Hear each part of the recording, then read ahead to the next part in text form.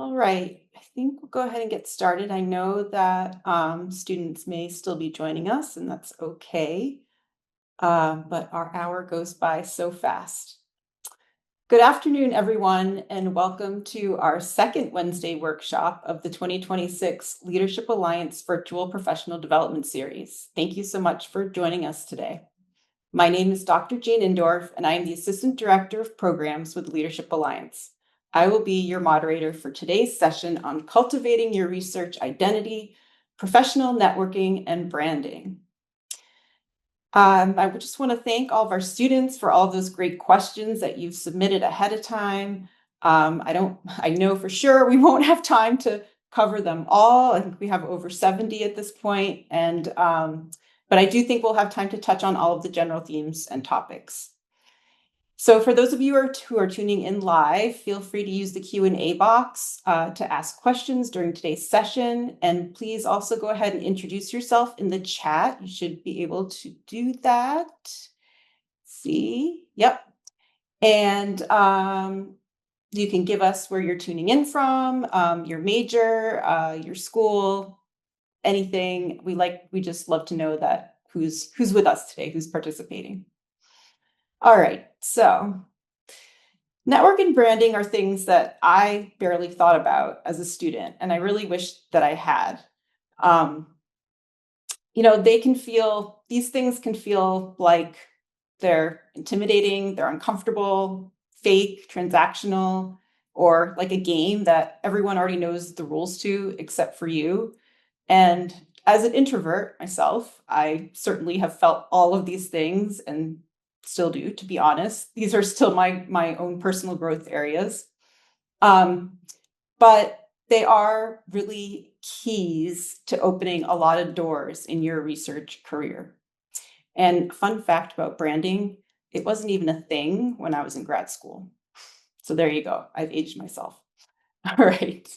So if you're sitting here today feeling anxious about how to approach a senior faculty member, or how to craft that perfect email, or how to talk about yourself in a real way when you're just starting out on your research journey, I want you to take a deep breath, because you're exactly where you're supposed to be today with us, to get some insight and advice from our panelists and to help you feel a bit more comfortable with these tools. So let's get started. I'm going to go ahead and introduce each of our panelists very briefly, and then I'm going to let each of them take a few minutes to talk about their journeys, who they are, and anything else they'd like to share. And then we will jump into our student Q&A. So again, I've got all of these questions submitted ahead of time that we'll start with, but as our conversation goes, students, please feel free to ask questions along the way. All right, so today it's my pleasure to introduce Dr. Elijah Bratton, who's the Assistant Director of Academic and Student Affairs in the College of Arts and Sciences at Howard University, Dr. Janae Brown, the Chief Operating Officer at Connectigen, and I'm sure you'll learn a little bit about what that is, and Dr. Teresa Ramirez, biomedical scientist, doctoral scholar, and student advocate. Thank you so much for being here with us today. Okay, so let's get started. Dr. Bratton, would you get us started today, please? Let us know a little bit about who you are and your journey. Thank you. Absolutely. Well, first of all, it's always a pleasure to get to be with Leadership Alliance family. This is an exciting time of your journey as students. I am, as was said, I'm Dr. Elijah Bratton. I'm currently the Assistant Director of Academic and Student Affairs for the College of Arts and Sciences at Howard, where I also oversee key parts of our honors program. And that's what my research was on for my actual dissertation. I focused my research on the high achieving honors experience in the HBCU ecosystem. I can see in the chat lots of HBCU folks out there. I think I saw Dillard, A&T, Xavier of Louisiana. So shout out to my HBCU family. But I really am excited to get to work in the HBCU space and really continue to make ways for HBCU students to maximize their gifts and talents and build the lives that they consider to be rich, valuable, meaningful. And that's what I'm all about. So I'm excited to get to chat with you all today, and I look forward to our conversation. Thank you. Okay, Dr. Brown. Sure, thank you. Good afternoon, everyone. I'm Janae Brown. I'm a chemist and biochemist by training from Florida, but also attended UMBC for my graduate studies. So I've seen a lot of UMBC representation in the chat as well. So glad to be surrounded by uh, some familiar terrain. I'm currently in Atlanta, where I was previously an assistant professor at Spelman College, so within the biochemistry space, but recently made a shift towards the startup space. So I'm currently working with Connectogen, which is a small software startup that is still related to academia. So helping from students at and really any career stage, just supporting students in finding research projects, mentors, as well as building career materials like the resume and CV. So, really happy to be here with Leadership Alliance. I participated in the symposium many moons ago, but I'm glad to be able to join and support you all in your journeys. Thank you, Dr. Brown. So happy to have you with us today. And Dr. Ramirez. Yes. Hi. Thank you. Good afternoon. Buenas tardes. I am Dr. Teresa Ramirez. I'm originally from Compton, California. Yes, I know that some of you might be saying, like, what? I heard Compton. Yes, I am from Compton, California. I graduated from California State University, Dominguez Hills, with a general biology major. And I thought I was going to go to medical school, but life took me through another route. And I did a post-bac program at the National Cancer Institute. And then after that, I decided to go to grad school, and I ended up going to Brown University, where I actually did my Leadership Alliance summer program back in 2002. So that program really played a role in my career. And I then obtained a doctorate degree in molecular pharmacology and physiology. I am now currently living in Maryland. I was previously a federal employee at the NIH, but now I'm currently doing consulting for an environmental nonprofit organization called Eco Latinos, where I continue my public service and also working with various communities. And right now, I'm helping plan a youth environmental summer camp for our high school students. So it's a pleasure being here today. Thank you. All right, so I am going to dive right in. So we got a lot of questions from students about navigating institutions of higher ed, especially those elite spaces, in particular for students who are coming from maybe schools that aren't as well known. And there are, they feel barriers. They can be any kind of barrier in that situation. And let's talk a little bit about how to be able to talk about yourself a little more authentically. So, what are some suggestions, or how are some ways that you can effectively brand and pitch yourself when you're in these academic or elite spaces with faculty that may not even know about your undergrad institution?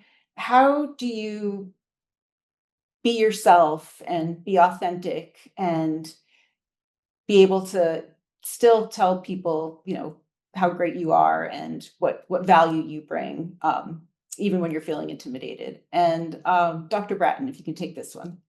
Absolutely. I'll start that. I love this question, and I want to start just by making it very clear that who you are and what you bring and how you show up is more than enough. Oftentimes when we come from lesser known institutions or institutions that are not in the Ivies or the Ivy adjacent, there's this tendency to begin to second guess yourself, to be self conscious. But when you're clear on who you are, when you're clear on the value that your institution has brought to you as an individual and has brought to your community and your family, when you're clear and confident in that, you can walk into any space, and whether they know you or not, it won't make a difference. If anything, you get to be an ambassador for these spaces. They were like, wait, University of what? What college? Where? What? And because you are so amazing, you are so incredible, you are so on top of your game, they will never forget that institution because of you. So oftentimes you're the one called to be the ambassador, but it starts with this deep confidence that you are exactly where you're supposed to be, speaking to who you're supposed to be speaking to, and you have nothing to be self-conscious about. If you are truly grounded in your research, if you're grounded in your endeavors, if your vision is solid and clear, you have nothing to fear and nothing to be self-conscious about. You get to be a shining light for your institution. And that's my initial thought for a question like that. I'll give the floor to my colleagues. Yeah, and I love that, like, you're not only, it's not only about you, but you're representing and bringing your institution to others. So that's a Yes. great way to think about it. Thank you. Dr. Brown, did you want to add anything to that? Sure. I really echo Dr. Bratton's comments about being that ambassador, but a few things that I have found helpful to me, being somebody who is on the shy side, has been finding common ground that doesn't necessarily have to do with what institution you're working with. And so maybe you've listened to a presentation of theirs and just asking questions, kind of coming with those pocketed questions that are for you to continue your own development, but also practice those skills of communicating, even if you are shy as well. I think that that has helped me to build confidence and just to get to know people because um, groups like the Leadership Alliance and many others within the space, I feel that they are going to have people who are supportive of you. They're people who want to see you continue to develop. And they're not there to poke at what you don't know or where you may come from that may be different from their own experience, but to build you up. And I think that those are the spaces that I continue to seek and continue to try to help people advance in. Great, thank you. And Dr. Ramirez, this question actually came in specifically for you, a Okay. related question. So, as a first generation Mexican American and a student whose native language is Spanish, how did you overcome, I guess they said the battles, but how do you overcome the challenges of that networking space where you might not see yourself reflected? Oh, that's a great question. As a first generation student, I've actually been to places that I never ever imagined, especially when I was given the opportunity to go to conferences and leading Compton for the first time. It actually gave me the opportunity to observe the room, but then also to learn how to approach individuals.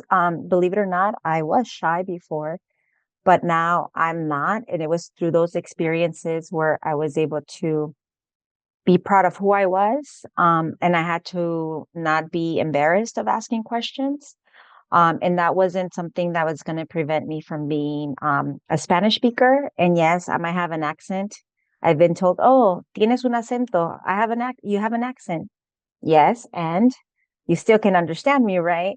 So I'm proud of my accent and I am proud of where I come from, but that has not never impeded me of seeing myself. Of course, sometimes we do go through this thing called the imposter syndrome.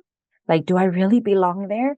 But sometimes when I'm in places that I never imagined, I said, you know what? I'm here for a reason. And even my parents have told me, remember remember where you come from, but also remember that if you're there for a reason because you're there to learn and meet new people and bring the best of you. And always, one thing my mom always told me, bring your professionalism, but your brand name is not through the clothes that you wear, but it's what's in your mind and in your heart. So I'll end it there. I love that advice. That's great. Can I jump in on that super quick? I think what you shared, Teresa, is so amazing and is so important. And I think about how how many students, when it comes to language and when it comes to accents and when it comes to, there's this there's this notion that you've got to clean it up before you get into certain spaces, or as some will talk about, you got to code switch and you've got to do these sorts of things. Now, maybe from like youth lingo into professional slang, maybe we maybe we code switch there for that. Maybe we're not going to tell somebody at a conference that they really ate that presentation if they're 80 years old. They ate it and clock and tea, and you may want to not do that. But your accent, I think about kids that are from the South, kids that are from New England, kids that have very strong accents, and your accents tell a story. And unfortunately, many times, many people are self-conscious about their accents, but your accent absolutely belongs. And code switching is not necessarily something that you need to do, because your accent is a part of your family's history, your family's story. It tells so much about you. And so the idea, I've seen and heard kids trying to practice speaking clearer, and let me sound like this and let me say my letters like this. And it is not that necessary. Who you are and how you show up. If you are brilliant, as we'll say, if you are brilliant and you are willing to communicate that brilliance, even if it doesn't come out perfectly, trust me, your brilliance is going to shine, even if your words are not perfect, or if they're not what the space is used to hearing. Maybe they've never heard a Mexican accent here, or maybe they've never heard a Mississippi accent there. But that is what sound is supposed to be in that room at that time. So I just really want to reaffirm what you're saying, and just I really think that's a super important point that has to be driven home. Thank you. Yeah. Thank you. And Dr. Brown, like, feel free to jump in at any time. Anybody. Or we can move on. Okay. So Dr. Brown, let's start with you. So as a student, I sometimes feel hesitant to reach out to professors because I'm worried about being a burden or taking up their time. So what advice can you give students who feel this way when they're asking or talking with a professor who's at a much later stage in their career? Sure. I definitely experienced that, especially being a first generation student as well. And so I had to learn from one of my mentors not to negotiate against myself and give myself that no before I've even asked the question. I had to start letting people tell me no if they didn't have the time, because if I started by kind of talking myself out of it from the start, then I ended up missing out on a lot of opportunities that I could have had really great experiences that helped me to grow. And so I think one of the things that really helped me was just writing the message, proofreading it multiple times just to make sure that I felt comfortable with it and that it was a representation of me and how I wanted to learn from them, for example, getting into research. And so pursuing people in those spaces through email was my first approach to try to connect with people. And if I didn't hear back, trying again in a week or two, because people get busy. Sometimes things fall out of the inbox. It may not be that somebody is just discounting you. It could be that it's a really busy time. They were on their way from one appointment to another, saw your email, and just didn't have a chance to respond. So letting people tell you no rather than telling yourself no would be the approach that I would recommend. Thank you. Yeah, that's great advice. Dr. Ramirez, did you want to add anything about, communicating with professors and when you're feeling a bit like you might be a burden or not in a place to be contacting a professor for a research opportunity or anything? Yes, I would actually agree with Dr. Brown. But also sometimes what I have encountered with students is that they're afraid of asking questions or even sending emails to professors because they feel intimidated, like, oh my gosh, are they not going to respond to me? Or what should I say? Don't be afraid. Send that message. Sometimes, yes, professors or individuals who you might consider as potential mentors might be busy. But if you really break that barrier of sending those emails or communicating with them, like that makes a difference. Like I'll tell you an experience. When I was an undergrad, I didn't know much about biomedical research, but I wanted to be part of a program. As a freshman, I went to talk to the person in charge and I knocked into her door. Was I scared? Yes, but I went and she received me well. But she told me that the program was only going to be for sophomores and higher up. I was a freshman. So she said, come when you're a sophomore. So I said, okay.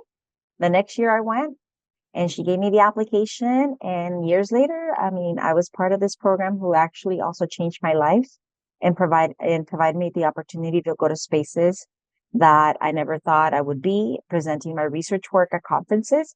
So it took that step from myself. So don't be afraid to step out of your comfort zone. Um, like Dr. Brown said, some individuals might say, I'm sorry, I'm busy, I cannot meet with you. Others would say, yes, I'm not available today, but you can come tomorrow, or we can be talk by phone, communicate by email or in person. So just make sure to take that first step.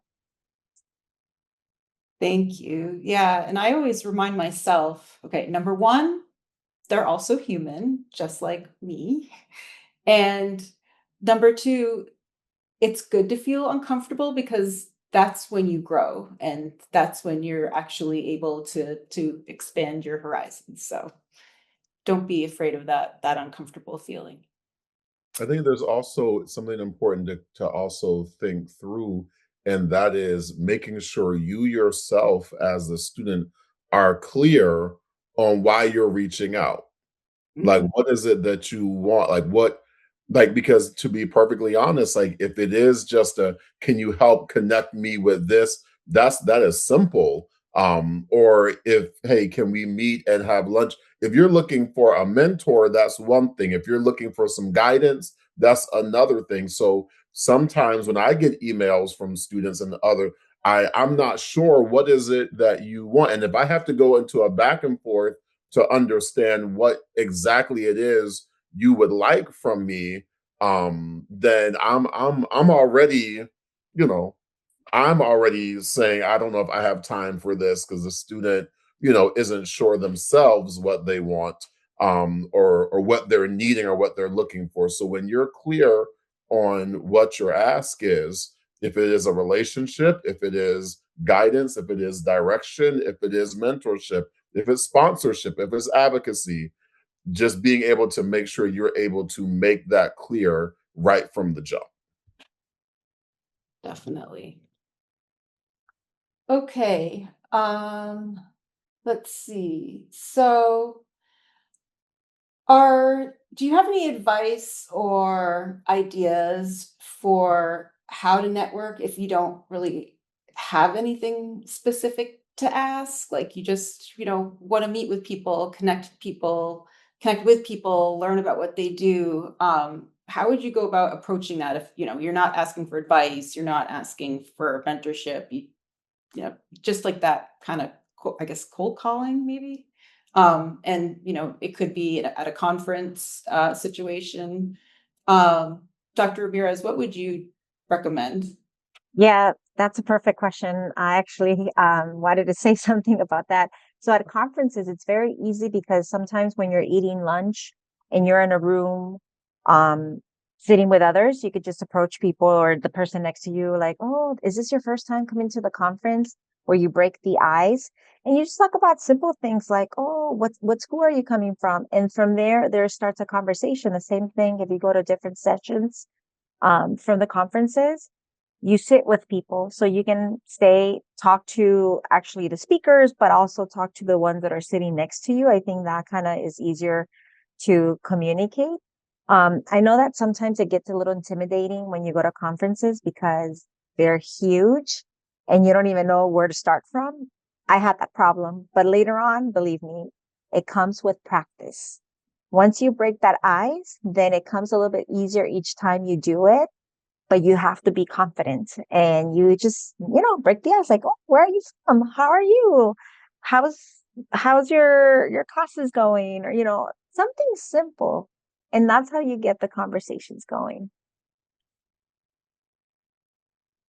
Thank you. Dr. Brown? I think in your position now as Chief Operating Officer, I'm sure you're talking to people you don't know quite frequently. So how do you go about that? What's some advice that you have? Yes, and I love Dr. Ramirez's answer. Having those pocket questions, especially at conferences, being somebody who's shy, I think that those really help to break the ice, and everybody is able to just talk a little bit about where they're from, what their plans are, and things like that at the conference. I love those. But yes, I am talking to a lot more people who I definitely wouldn't necessarily have just as a professor. So even getting reconnected with Leadership Alliance, I saw a LinkedIn post from Mr. Ivy and resonated with it and saw the connections that we had being that he works with UMBC as well. And having been a UMBC alum, I just reached out to him on LinkedIn, and we've been connected since and have been talking about collaborations and stuff. And so I think just being able to use not only the in-person aspects or in-person tools, but also thinking about what communication tools you have in your pocket. So those LinkedIn resources, other academic social media opportunities, I would get involved in those. That's actually part of what Connectogen is aiming to do, is to connect people who are interested in research, interested in mentors, and giving them a streamlined way to do it, because we know that not everybody has those mentors or resources who are going to tell you, you need to go talk to this person because they're doing exactly what it is that you want to do. So finding those tools and other pathways, especially in this digital age, to help you go from point A to point B. Great, thank you. And so maybe now we can talk a little bit about LinkedIn and branding. So I still feel really new to it. I'm not somebody, I've never posted anything, but I understand that there is value in doing that. So as a student just, starting out with LinkedIn, maybe they got a profile, but they don't use it too much. Dr. Bratton, what's some advice you'd give students for like best practices for using LinkedIn as a student, maybe to find a mentor even? Yes, thank you for that. And I am very LinkedIn active, posting, a couple of times a week.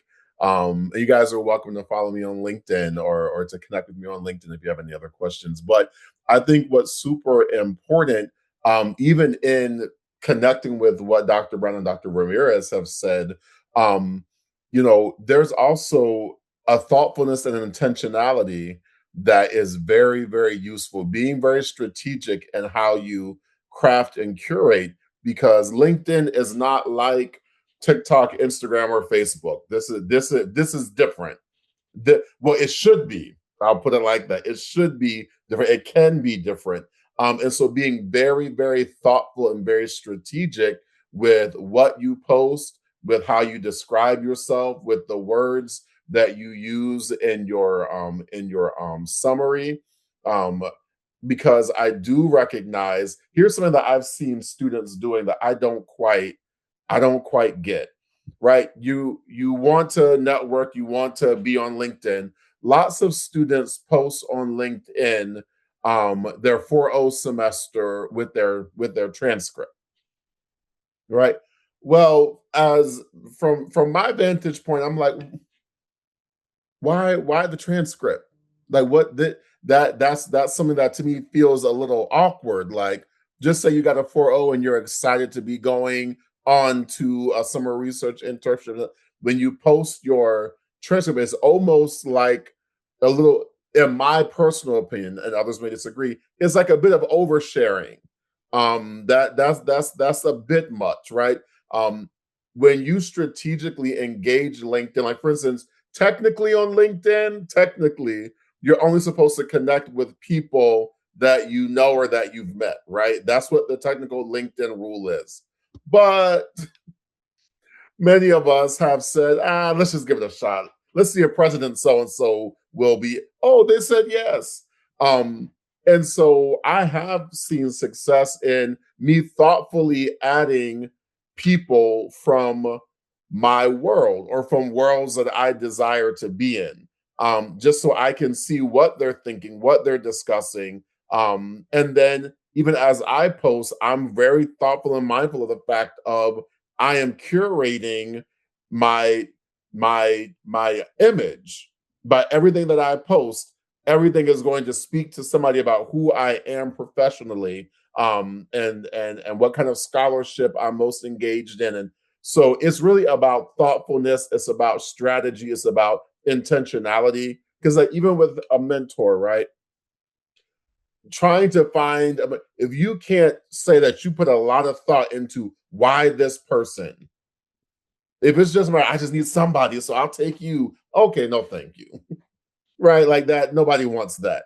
But if it's clear that a lot of thought and intentionality and strategy went into your approaching an individual, to be a mentor or a sponsor or an advocate or a guide, that goes a long way. It's the same with your LinkedIn profile. When you are thoughtful and strategic and intentional about every look, down to the headshot that you put on there, all of that has to be very well thought. You may want to get a second and third opinion. Have people give you feedback. I've had friends like, Elijah, take that down. Take, oh, no. Do this, do that. So that also matters as well. I love that idea of having somebody or 2 or 3 people review Yes. your profile for you. That's Yes. great. I should do that. Okay. So along those lines, how can an emerging scholar who's just starting to build their professional brand do it in a way that feels authentic when they're still just figuring things out? Like, how do you brand yourself if you're not sure exactly what your brand is yet? Dr. Ramirez, do you have any thoughts on that? I As a would say, uh, I would say that first impressions do make a difference, and that's something that always stuck in my mind, especially hearing it from my research advisor when I was an undergrad. When we went to conferences, she's like, please dress professionally. And it doesn't have to be expensive clothes, but make sure that it's presentable, because even though people say, oh no, first impressions don't matter, it does. It's the impression that you leave to people and also the way you carry yourself. So be professional at all times. And I do want to add something in regards to the social media. Never put in any images that can compromise you, like with alcohol or like your personal life. Use it for educational purposes, especially if you are connected with people that are in your network, and they see this, because later on that could really bite you at the end, especially like if you're applying for like a fellowship or grad school.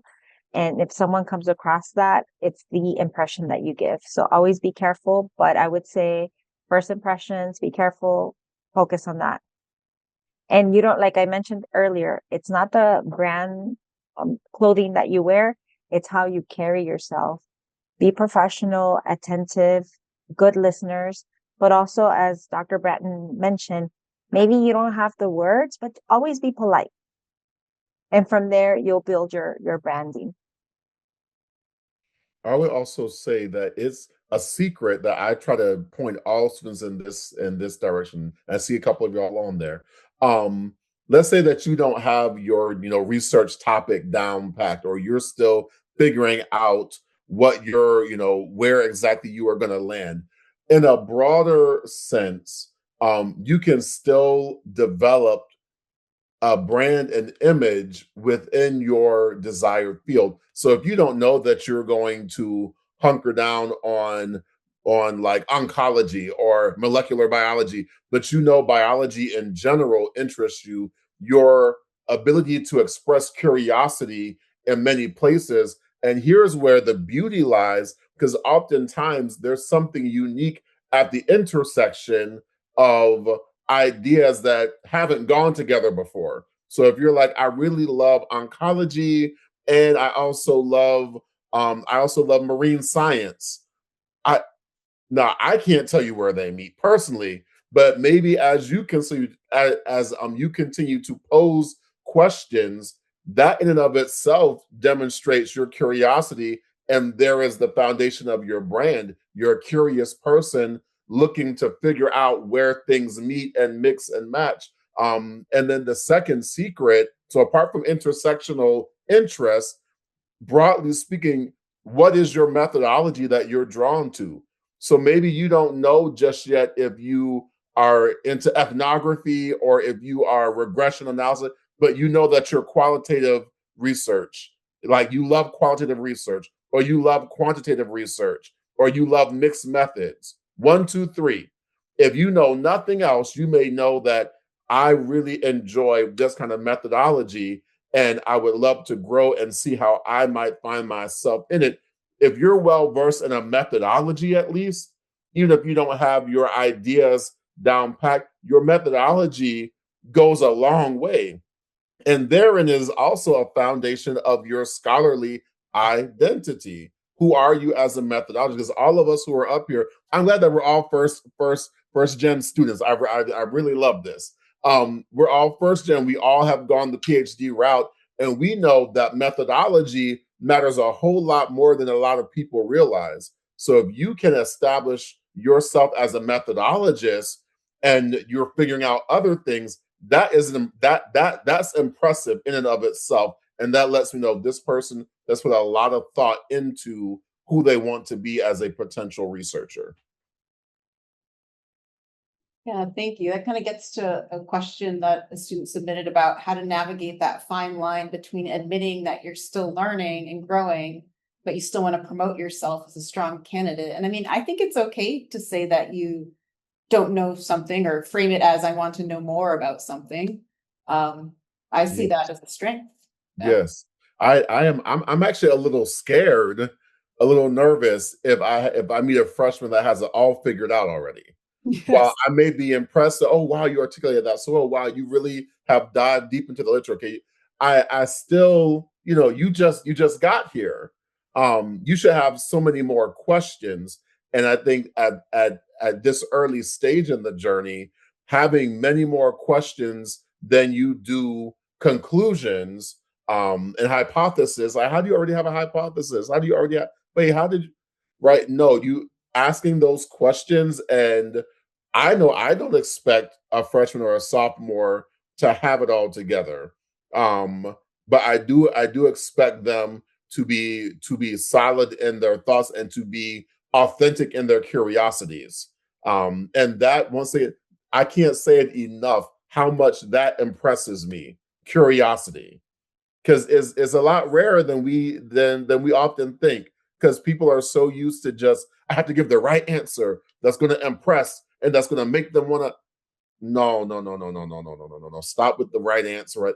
Just tell me what you're genuinely, authentically, seriously curious about, and that's going to take us much further than that is the foundation of your identity and your branding right there. I want to say that even if you don't know what your research is, but you can tell what passions you in science or Yeah. what is the field that you want to go into, that also would bring attention for individuals that you're meeting and networking with. Yes. And jumping back to that line of thought of having questions at the early stage, I remember being a rising senior and doing one of my first summer research experiences away from my home institution. And it's the first week I have questions about the research that they're talking about. They're telling me you're going to do this and that. And I'm thinking, I'm not even sure what it is exactly that you're telling me I'm going to be working with. But I was too afraid to ask the question. And I wish I wasn't, because then I'm writing it down in my notebook. I'm looking it up at home when it's hours removed from that actual interaction, when I could have just asked the question. And instead of being so worried about, oh, I don't know what it is that they're talking about, they're going to look at me like I don't belong here. That would have illustrated, okay, maybe we need to address it from a different view and kind of go into the details a bit more, or I could have received some resources to put me in the right direction rather than starting from ground zero. So don't be afraid to ask questions no matter what stage that you're at. If you had it all figured out, you would be the expert in that particular area. And even when you are the expert, you still have questions. So please don't be afraid to ask questions ever. I mean, that's kind of what being a researcher is about, right? Asking questions all the time. Okay, let's see. So we got some questions about mentorship, and I see one that was submitted. So we'll kind of shift gears a little bit. So, what would you recommend for approaching a potential mentor if you don't have any specific questions, but you're looking for a mentor? And like one thing that we talk about a lot in the Leadership Alliance is your mentoring mosaic, like having more than one mentor. So, how would you go about approaching a potential mentor if you don't have a specific thing, like you're not looking for them to mentor you in a specific way? Dr. Brown. Yeah, so I think this is a great question because there's definitely, in my experience, not one mentor who's going to be the end all be all in all of these different areas of your career, of your general life. So sometimes I've gone to people and asked, I really have appreciated the conversation, especially if you've met them maybe at a conference or have had some sort of interaction with them. And I'd love to keep in touch going forward. Maybe you don't necessarily have something specific that you want to keep in touch about, but you can just reach out to them ever so often if they say yes and just touch base and say, hey, this is how things are going for me, or I'd love to connect with you to catch up. I have several of those meetings a month just to catch up with my own mentors and my mentees who may not have started off with anything specific that we wanted to talk about when they initially ask, but just to touch base and see how we can collaborate and support one another. I think that's what it's all about. No, I think what Dr. Brown has shared is at the heart, the core of all of this, and that is letting this be a natural organic process, right? um uh, just saying, hey, I would love to continue the conversation. I really enjoyed our interaction at the conference. May I send you an email when we get back, or just a normal natural, because when it's unnatural, when it's forced, when it's you just trying to tick the box because somebody said you need a mentor, so you saw this person, you thought they could do it. Like, no, no, no. But when there's a genuine connection, and I think there's a lot to be said about that. If you've not had a genuine connection with this person, you've not connected to their research, you've not connected to their professional journey. If there hasn't been a connection, then I would say that mentorship and those sorts of things are going to be a really big reach and ask. So I would say a couple of conversations, in, and because you may also realize the flip. You may have thought you wanted this person as a mentor, and then a couple conversations in, you realize, yeah, no, never mind, this isn't really gonna, this is what I thought it was gonna be. So it's much better to have an established rapport first before diving into questions about mentorship and sponsorship and advocacy. Just get the rapport and feel, because you may have heard them at the conference, you were wowed by what they did. You were like, oh my god, I need that person in my life. Oh my gosh, oh my gosh. And you go and you realize, hmm, this isn't for me. We're all human beings, right? So we don't have to pretend like sometimes we just know, yeah, this isn't gonna, we're not vibing right. This is weird. Something I'm not, we're on different levels. I'm just, no, thank you. Just no, thank you. It's a whole lot better to do that naturally, that let things naturally, disappear. And oh, we had great conversations, and now we just kind of have naturally gone our separate ways, versus mentorship day one, boom. Make it natural, make it organic, make it authentic. You don't have to make it anything. Like, these things naturally occur from interacting with people genuinely. Your kindness, your compassion, your curiosity, your passion, all of these things are going to resonate if there is meant to be a connection and a relationship with this person. Maybe they're not meant to be your mentor. Maybe you don't need a mentor right now. Maybe you just need to focus on your classwork and you need to knock out this top GPA. Maybe you don't need a mentor right now. Maybe you need something else. Like there's a lot of introspection that goes with where we're at in this conversation and how you should navigate that. I would add to that is that when I meet people, or when I was in your shoes and I was meeting people, that I felt that connection that I could relate to. Even if it was at a conference, I would go directly to talk to them and just introduce myself, but then I will Google them and find out more information about them. And I would send them an email to say, it was great meeting you at the conference. Would love to continue the conversation. And that's how I built into that relationship. And later on, I asked, it would be wonderful. I would love to have you as a mentor because I can relate on X, Y, and Z. You are studying or doing the type of work that I envision myself doing, or, using something where you can bring that connection. And then generally you start producing or creating that relationship.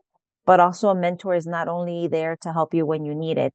A mentor is a relationship that you cherish and you build. Like when you are doing well in school, I always send my mentors, just sending you a little update. This is what I'm doing. This is what I've accomplished. Because whenever you need, say, for instance, a letter of recommendation, it's not going to be like, oh, I need a letter of recommendation. No, you have built upon that. And even when you ask for a letter of recommendation, you're going to give them a draft because you're not going to make your mentors work. They have a lot of work going on. You help them and you provide them with the information needed. So that is how a relationship is built and cherished, and it grows. Believe me, I still stay in touch with my mentors when I was an undergrad. And now I know how it feels to be a mentor. And believe me, if you cherish those relationships, they'll know they will never forget you. And whenever you need something, without a doubt, they're there to help you. Thank you, because that leads me into the next question, and I see this question a lot from students. How do you stay in touch with mentors or people in your network without making it feel like you're only in it for the relationships? That it's always like something that you're like you're not you're in it for the benefits. How do you make it feel like you're not that way? Because you're Well, probably not. yeah. Well, I'm a very thoughtful person, so I always think about my mentors when there's like a holiday. I send greetings. If I have their numbers, I send them a little text or even call. Happy, Thanksgiving Day. I hope you're doing well. Or even if it's their birthday, I always stay in touch and send them a little happy birthday wishes. I keep them present, but also when there's things that I've achieved in life, like accomplishments, I always let them know and I always thank them because I wouldn't be there or I would have not accomplished that without their mentorship. So I always have it present that whenever years have passed, I always make it to a point to let them know that I'm still grateful and that what I've learned from them, I'm taking it to mentor the next generation of students. I love that. Dr. Brown or Dr. Bratton or Dr. Brown, do you have anything to add? That was Yeah. so wow. Yeah, I agree. Reaching out to mentors, especially birthdays and things like that, because it's not just the necessarily the working relationship. Having that kind of one-on-one interaction, you grow together as people. And so many of my mentors I do consider as family. And so I think that those birthday greetings are special when they go back and forth. But I think there's different kind of levels to mentoring. Maybe there's people who you are intertwined with, like as family, but there may be other mentors where it's just, hey, hi, I really loved your work, want to connect and just kind of have that almost just professional basis only conversation. And so those individuals you might want to just update through a LinkedIn post, making sure that it's not oversharing like Dr. Bratton was suggesting, but just to share, hey, this is what's going on with me, and at least notifying them of where you're at so that they stay in the loop And then when you do have those times when maybe you have a question and need some support for an application, for a letter of recommendation, then that's a good opportunity to connect and not only ask, hey, can you write this letter of support, the strong letter of support for me, but also to ask what's going on in their world. How is your research going? What projects are you involved in at the moment? To get a sense of what's going on their side as well. I would definitely. I think that you two have captured it so well, so well. I think that when it comes to, which is why I think to your point, Dr. Brown, I really love trying to have students use multiple words because this word mentor can mean so many things at so many times, right?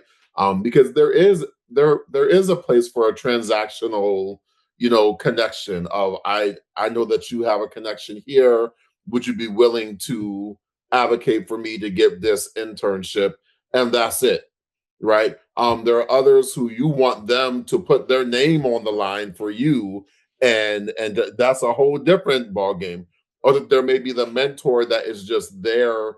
So that's why I do prefer mentor and guide and advocate and sponsor and these other terms, so that you, because a mentor, that's just a really deep and profound word. Somebody that's mentoring you is shaping you in so many regards. They're shaping how you understand yourself, how you understand research, how you understand your own professional life, the intersection of the many dimensions of your life.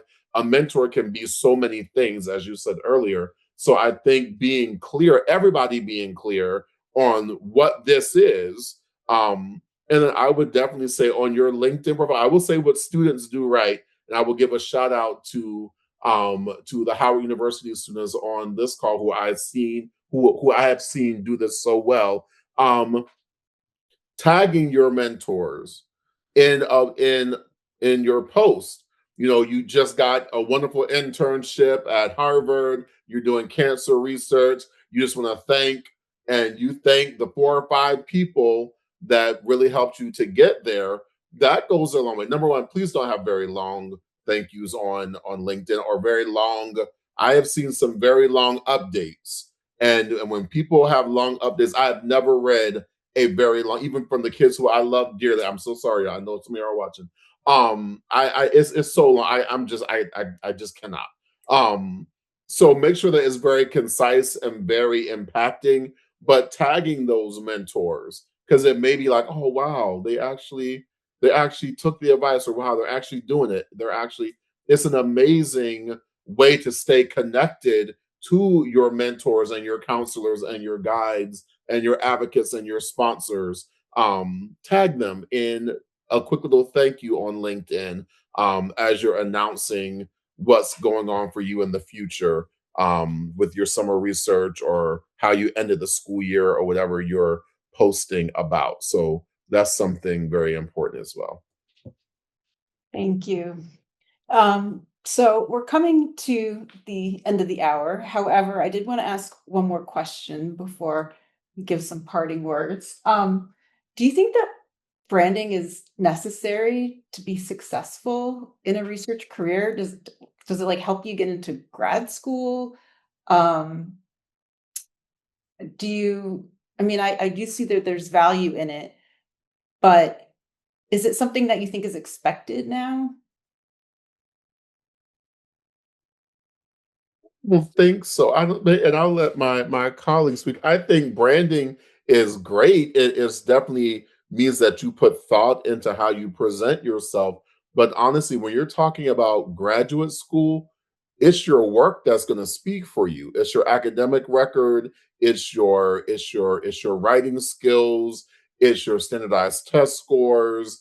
It's your publications. It's your research that you've done.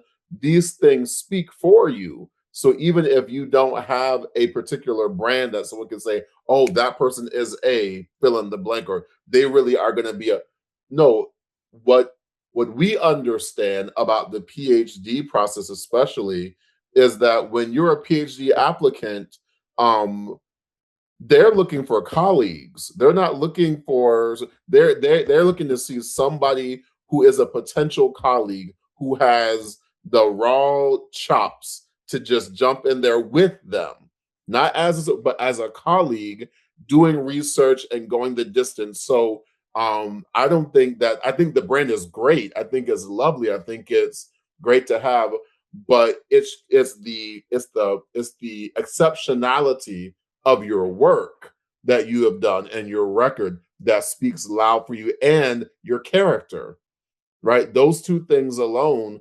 And if that together makes a brand, then so be it. But if it doesn't, it's still going to get the job done. I actually disagree in one part of what Dr. Branton said. Um, your branding is important, but I think it's the way you carry yourself professionally and also your charisma.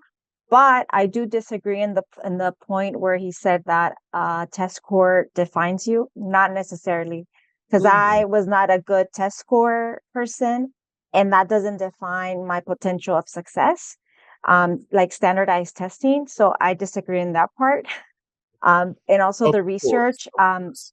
doing a research that I never really was really interested in, that doesn't also determine my success. But once I was learning more about alcoholic liver disease research, then I became more interested in on it. But before I wanted to do cancer research, and again, not because I wasn't doing the research that I wanted, determine who I was. No, I had to be open to new opportunities. But what really determined was my character, my professionalism at all times, and someone who's determined to succeed and doesn't allow challenges or bad comments to stop me from reaching what I wanted.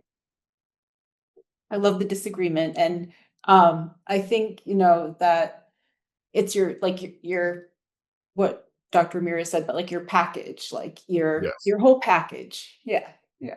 No, I definitely agree. I do want to state very clearly test scores, and many of us are test score obsessive to a very unhealthy degree. And I know in California, you all are currently in big conversations about test scores and bringing back standardized testing. So I do want to recognize that. And yes, it's the package deal is what my intention was with that comment because many schools are still test optional, so your test score will never it won't even matter, but you are more than a test score. Thank you for highlighting that, Dr.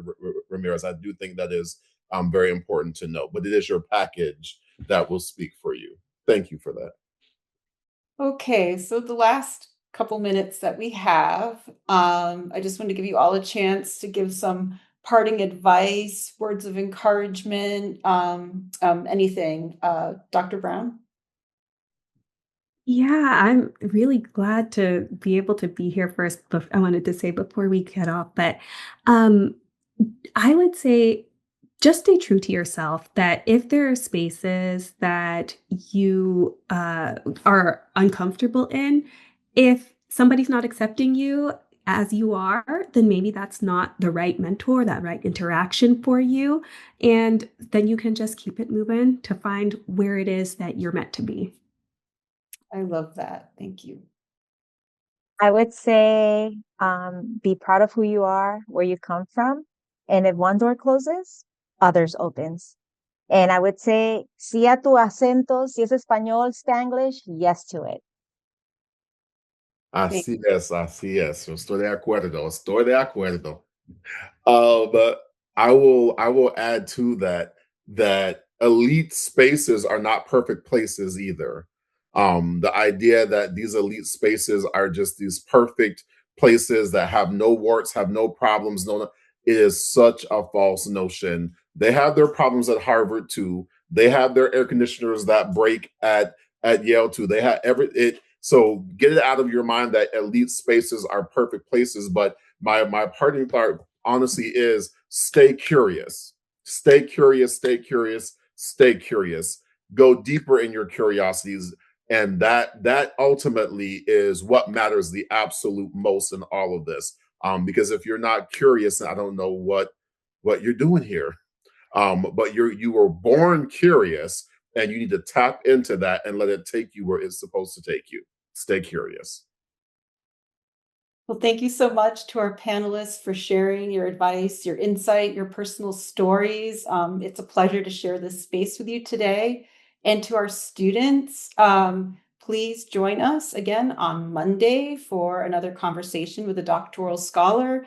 And I know that our panelists put their contact info in the chat. I'll also post it to our Google Classroom so that you can access it. And have a great evening, everyone. Thank you.